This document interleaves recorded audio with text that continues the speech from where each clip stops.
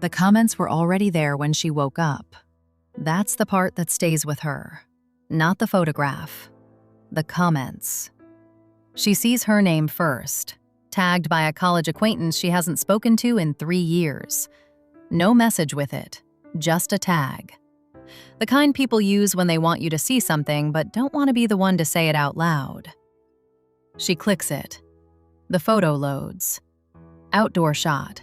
Late afternoon light hitting the garden at the exact angle that makes everything golden and perfect, and she stops breathing.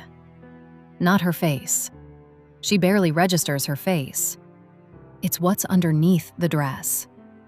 Because in that light, in that specific, merciless afternoon light, the blush silk Celine picked is not a dress anymore. It's a suggestion. You can see everything. The shadow of every curve. The outline of what she wore beneath it. She is standing in the front row of her best friend's wedding party, smiling, and she is essentially undressed, and there are 412 photos on the photographer's public gallery, and she is in approximately 80 of them. 80. She puts her phone down, picks it up again. The comments have a momentum to them, that rolling, self-sustaining energy of people who have found something to point at and cannot stop. Some are laughing. Some are pretending to be concerned. Some are tagging others, widening the radius of who knows, who sees, who has an opinion about her body in a photograph she didn't choose to take and never agreed to post. She counts to 5. Puts the phone face down on the mattress. Her first thought is to call Celine. Her second thought, quieter, arriving just half a second behind the first, is to wait. She doesn't know where that instinct comes from. She just knows it arrives, and she listens to it. In the waiting, something else comes. Small, uncomfortable. The beginning of a question she doesn't fully have the language for yet. Because here's the thing about Celine. Celine knows fabric. Has known fabric since the two of them were 23, standing in a thrift store in the city, and Celine held a blouse up to the window and said, without looking at the tag, without hesitating, "Viscose." See how it goes completely sheer in direct light? Never wear it outside. That was 12 years ago. Nadia can still hear her voice saying it. She picks up her phone, goes to the photographer's gallery, finds the earliest outdoor shot, the first look sequence, 4 in the afternoon, sun lowest and most direct, finds herself in it, finds just beside her 2 other bridesmaids. Same dress, same blush silk. She zooms in. Their dresses are not see-through. Standing 2 feet to her left, in the same light, wearing the same fabric, and you cannot see a single thing through their dresses. She zooms in further, studies the angles, studies where each of them is standing, studies where she was placed. And here is where the story really begins. Not with the photo, not with the comments, not even with the dress. It begins with the placement. Because Nadia didn't choose where she stood. Celine did. Celine arranged every bridesmaid by height, by role, by the specific aesthetic she had spent 18 months perfecting. Celine, who knows viscose goes sheer in direct light, decided exactly where each of her bridesmaids would be positioned for the first look photos. And Nadia was placed in the light. She sits with that. Outside, the city is already awake. Someone is making coffee downstairs. A normal Saturday morning, the kind that is supposed to feel like an exhale. The wedding is over. The chaos is done. And today she is supposed to be calling her best friend to laugh about the speeches and fall asleep on the phone the way they have since college. Instead, she is sitting on the edge of her bed with a feeling she cannot name yet. Not anger. Not quite. Not yet. The feeling of a picture coming into focus. One you have been looking at for a long time, from slightly too close, and you have just taken one step back. And what you see changes everything you thought you were looking at. She met Celine on the first day of university. Not in a class, not at orientation. In a bathroom queue at a house party neither of them had been properly invited to, wearing almost the same dress. Not identical, but close enough that the girl in front of her turned around, looked her up and down, and said, "Yours is better." Not unkindly, just factually. Like a woman who had already decided to be honest with you before she knew your name. That was Celine. That had always been Celine.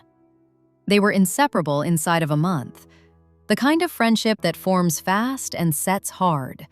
The kind where you stop remembering what your life looked like before it. They shared everything. An apartment in their third year, a terrible road trip the summer after graduation. 3 cities over 4 years as they both chased careers that kept moving. They were each other's emergency contacts, each other's references, each other's first call when something went wrong at 2 in the morning. 12 years.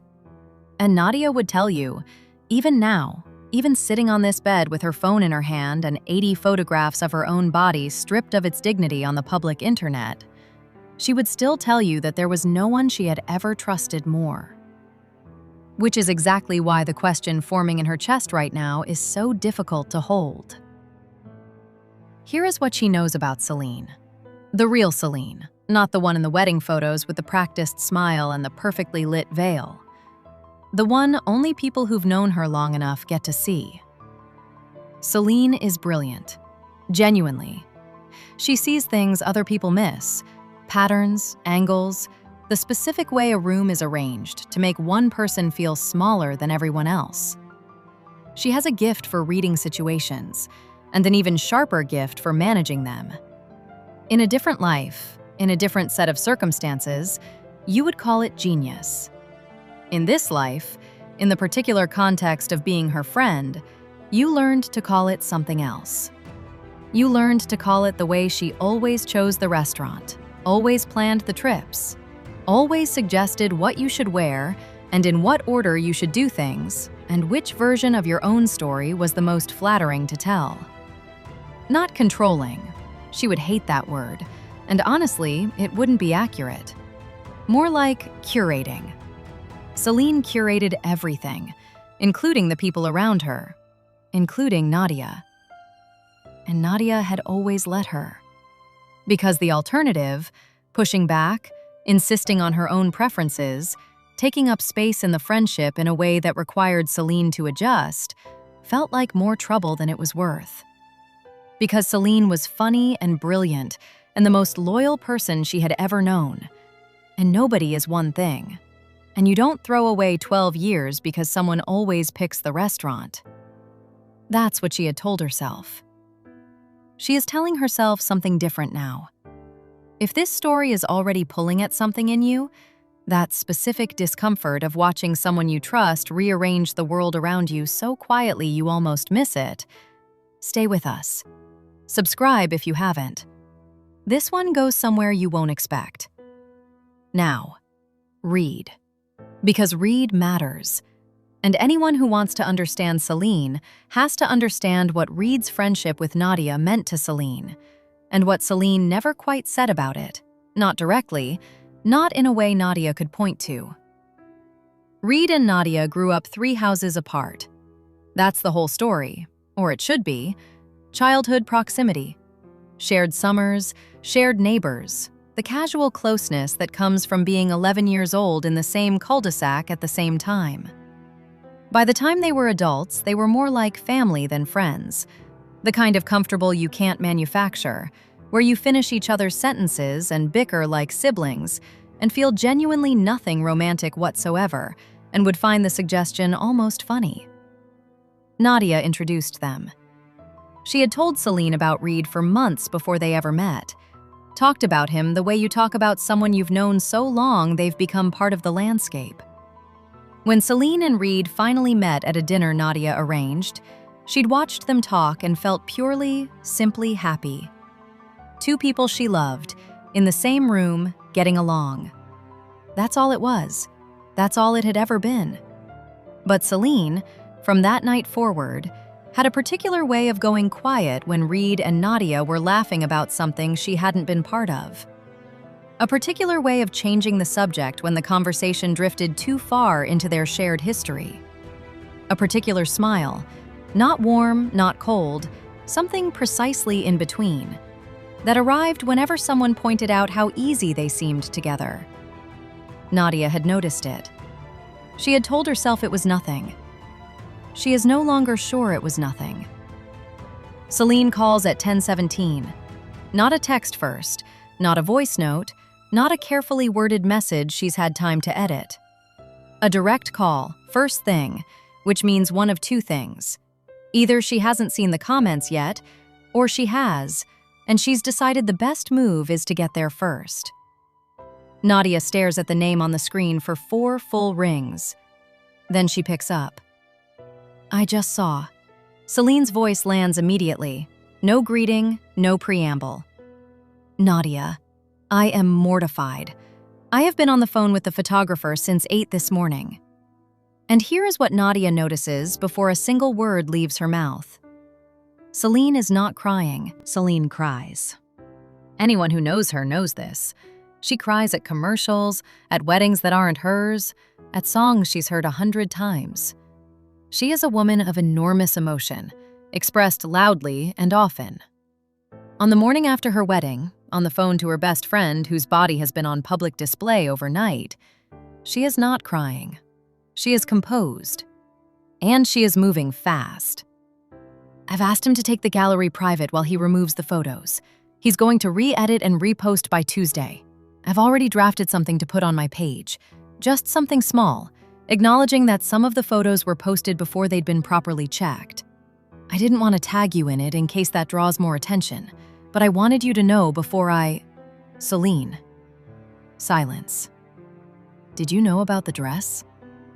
The pause that follows is not long, maybe 2 seconds. But in those 2 seconds, something passes through the phone that Nadia will spend weeks trying to describe to people who weren't there for it. Not guilt exactly, not surprise. Something more like the internal recalibration of a person deciding which version of events they are going to commit to. What do you mean, did I know? The fabric, in that light. Did you know it would photograph like that? Nadia, it's my wedding. Why would I want my bridesmaid photographed like that? Which is an answer, just not the one she asked for. She notices that too. Think about the last time someone answered your question by asking you a different one. Drop it in the comments. I want to know if you saw it in the moment or only after. She does not push it, not yet, because there is something she needs to understand first, something that has nothing to do with the dress and everything to do with the 12 years that led to this phone call. So she listens. She lets Celine talk about the photographer, about the gallery, about how upsetting it is, about how she can't believe this is what the morning after her wedding looks like. She makes the right noises. She says she appreciates Celine handling it. She says she'll be fine. And when she hangs up, she sits quietly and does something she has almost never done in 12 years of friendship. She thinks about Celine without being kind first. Not cruel, not unfair, just honest. Without the instinct she'd always had to round down her own discomfort, to find the most generous possible explanation, to conclude before she'd even finished the thought that she was probably overreacting. She thinks about the engagement party, 2 years ago. Celine had just gotten a ring. Everyone gathered at a restaurant, champagne, the particular electric joy of a room full of people who love someone who is happy. Nadia gave a toast, short, warm, funny. The room laughed in the right places. Celine hugged her after, tight, genuine, the way she always hugged. And then, quietly, against her ear, said, and Nadia can still hear the exact warmth in her voice when she said it, next time, maybe keep it shorter. You don't want to be the one they remember. She had laughed it off. told herself it was nerves, wedding stress, the particular anxiety of a woman who needed her day to be right. She had not thought about it again. She is thinking about it now. She is thinking about the bachelorette trip, where Celine had suggested, gently, practically, that Nadia wear the floral dress instead of the red one, because the photos will be so much better if we're not competing. She is thinking about the rehearsal dinner, where Celine had seated her at the far end of the table, away from Reed, away from anyone who knew their shared history.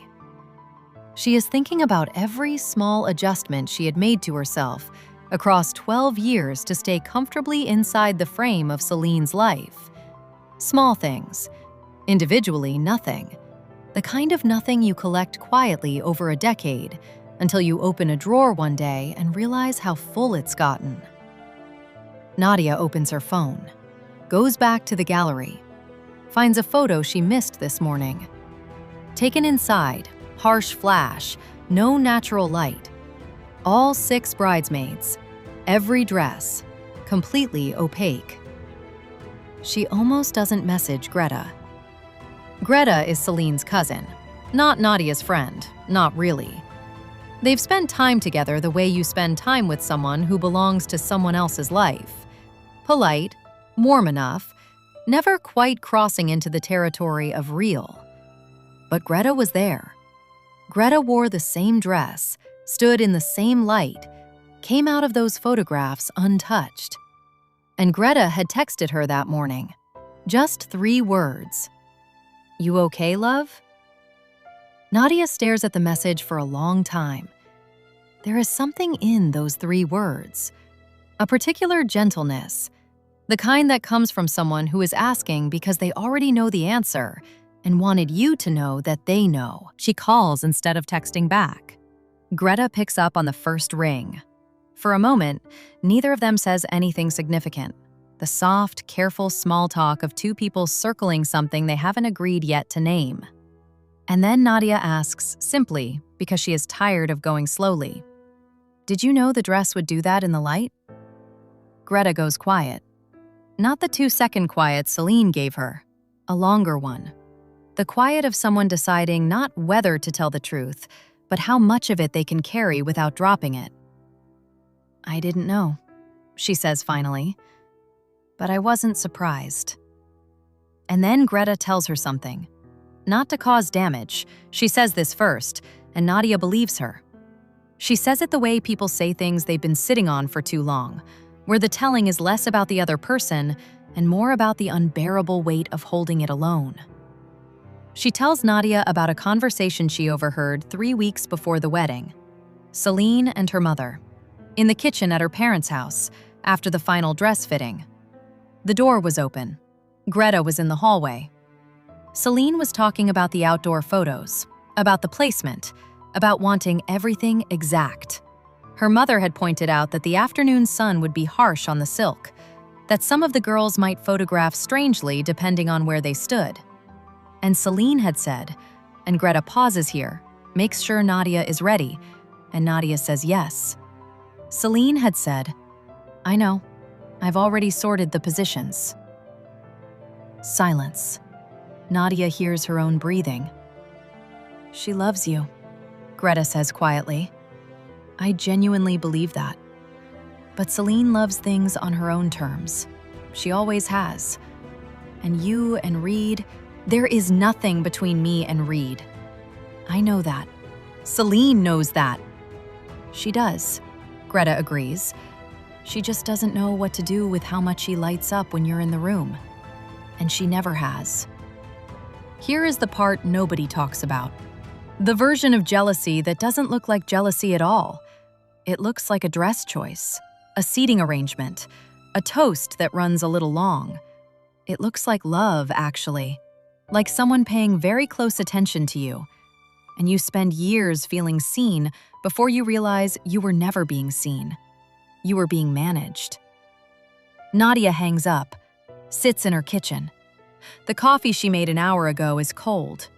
She thinks about Reed's face at the wedding, specifically the moment during the reception when he'd caught her across the room and waved, That easy, uncomplicated wave of someone who's known you since you were 11 and has never felt the need to be anything other than glad to see you. She'd waved back, thought nothing of it. She thinks about where Celine was standing when that happened. She thinks about the expression she'd clocked and filed away immediately because it made her feel something she didn't want to feel on her best friend's wedding day. She hadn't had a name for it then. She has one now. And here is the thing. Here is the part the internet doesn't know. The part hidden underneath all those comments about the dress and the photographs and the photographer who should have caught it in editing. Nadia is not angry about her body in a photograph. She is angry because she spent 12 years softening herself inside a friendship that had a shape she was never told about.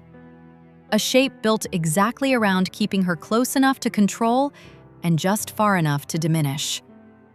And she was so convinced it was love that she never once questioned the architecture.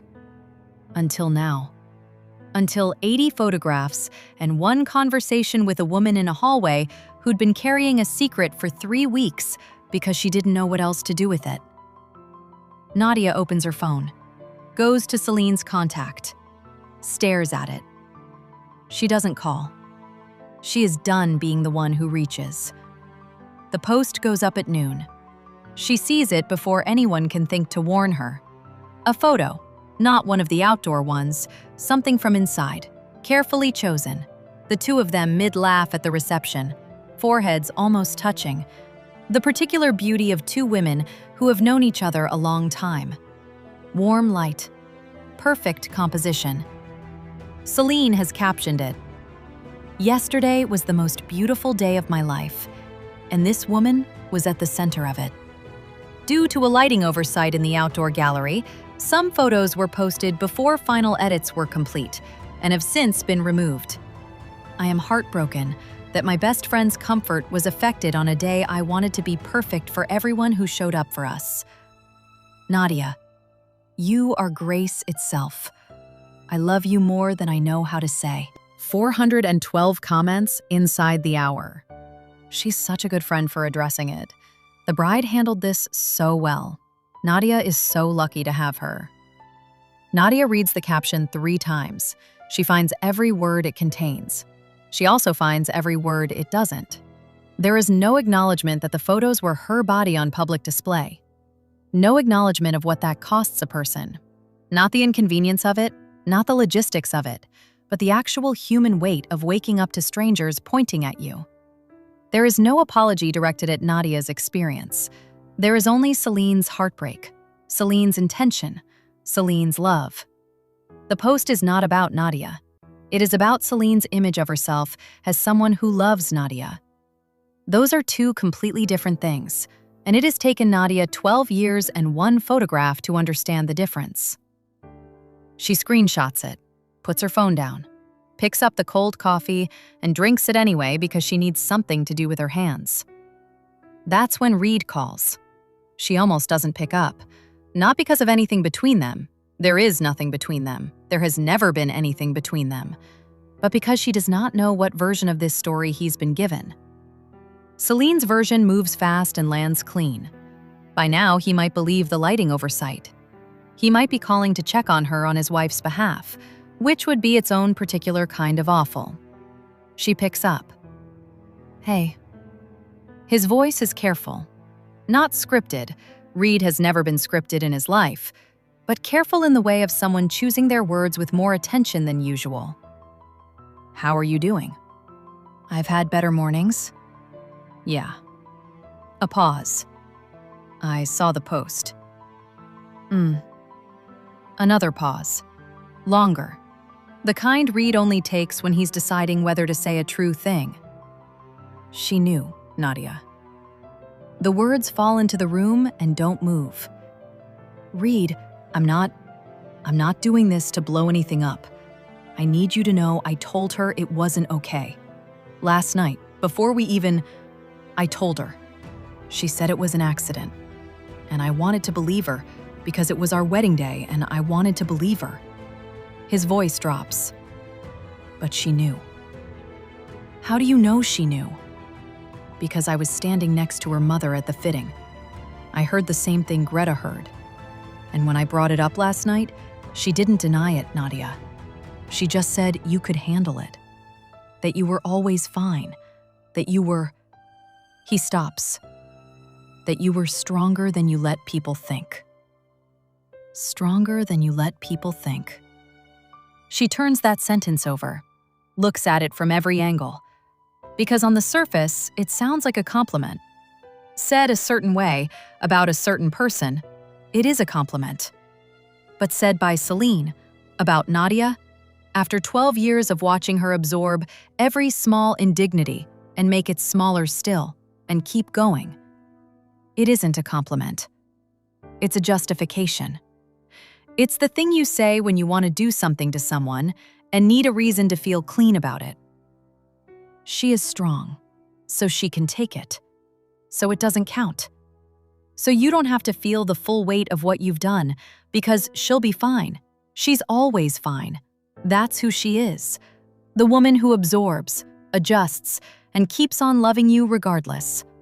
The woman you can place in the light and trust to smile through it. Nadia sits on the floor of her kitchen. Not dramatically. Just, her legs give a little, and the floor is there, and she lets it hold her. Because here is what she understands now, fully, with no remaining room for the generous explanation. Celine did not do this in spite of loving her. She did it because of it. Because loving Nadia, for Celine, had always meant having her. And having her meant knowing exactly how much she could take. And Nadia had spent 12 years making sure Celine always knew the answer was more. Whatever you need, I can take more. She is done being that answer. The question now, the one that will keep you up tonight if you let it, is what she does next. She goes on a Tuesday. Not because Tuesday means anything. Just because by Tuesday she is ready. And readiness is the only condition she is waiting for. Celine opens the door looking exactly like herself. Beautiful, composed. A little tired in the way of someone who has been managing a situation and is relieved to see it resolving. She steps back to let Nadia in with the particular warmth of a woman who has already decided this conversation ends in a hug. Nadia steps inside. She does not hug her. I just came for my things. Celine's face moves through something. Surprise, recalibration, the beginning of an explanation. Nadia, can we just... You knew about the dress. Not a question, not an accusation. Just a sentence placed in the room between them, quietly. The way you set something down that you've been carrying too long. Celine opens her mouth, closes it. And then, because she is Celine and Celine is always 3 moves ahead, she tries the one thing she has always been able to rely on. She starts to cry. And Nadia watches her. She watches the tears arrive, genuine in the way all of Celine's emotions are genuine. She has never been a person who manufactures feeling, only a person who deploys it at the moment it will do the most work. She watches her best friend of 12 years cry in her own hallway and feels something she was not expecting to feel. Nothing. Not coldness, not satisfaction, not the complicated, guilty warmth of a woman who loves someone despite everything. Just nothing. A clean, quiet absence where something enormous used to live. You decided I could handle it, Nadia says. You've always decided that. I never meant to hurt you. I know. And she does know. That's the thing she's been carrying all week. The understanding that Celine did not wake up that morning wanting to cause her pain. She woke up that morning wanting Reed's eyes to find her, and only her, across every room. She woke up wanting the most beautiful photographs and the most memorable wedding, and a best friend close enough to control, and just far enough not to compete with. She woke up loving Nadia. Just not enough. That's the part I keep coming back to, Nadia says. It wasn't malice. It was just... arithmetic. You added everything up and decided I was the one who could afford to lose something. Because I always could. Because I always made sure you knew I could. Celine is shaking her head, crying harder now. I'm not angry with you. And she means that. She has moved through the anger already, somewhere between Sunday and Tuesday. And what's on the other side of it is something quieter and more final. I just can't keep being the person you do your arithmetic on. She collects her things. 2 boxes, a coat, a book she'd lent and never gotten back. Reed is somewhere in the apartment. She hears him in the kitchen, staying carefully out of the way. She doesn't call out to him. This isn't about him. It never was, really. At the door, Celine reaches for her arm. Where does this leave us? Nadia looks at her. At the face she has known for 12 years. The face that has made her laugh harder than almost anything. The face she has called first when everything went wrong, and last when everything went right. I don't know yet, she says. But for the first time in a long time, that's my decision to make. She walks out. Here is what nobody tells you about the end of a long friendship. It doesn't feel like a door slamming. It feels like a window you didn't know was closed, finally opening. Like your lungs filling with air you forgot was available. It feels like grief, yes, of course it does. You don't lose 12 years without losing something real. But underneath the grief, quieter, steadier, more surprising than anything, is the feeling of your own floor beneath your feet. Nadia walks to her car, puts the boxes in the back, sits in the driver's seat for a moment with her hands in her lap. She thinks about the photographs, about 80 images of herself, lit from the outside, seen by strangers who decided in seconds what she was. She thinks about how long she spent being seen that way, not by the internet, but by someone who loved her, lit from a particular angle, placed in a particular light. And she thinks about what it means to step out of someone else's frame, how terrifying it is, how necessary, how much like yourself you feel, standing in light you chose.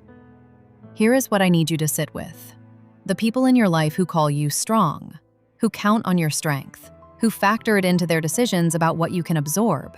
Ask yourself whether they earned the right to that knowledge. Ask yourself whether strong enough to handle it has ever been used as a reason to skip asking if you were okay. Because that's the thing about being someone's constant. Sometimes they stop checking whether the ground still holds. If this story found something in you, subscribe, stay. There are more rooms like this one, and we're going to walk through every one of them together. I'm Hani. People always show you who they are. Wettedy just slows it down. I'll see you in the next one.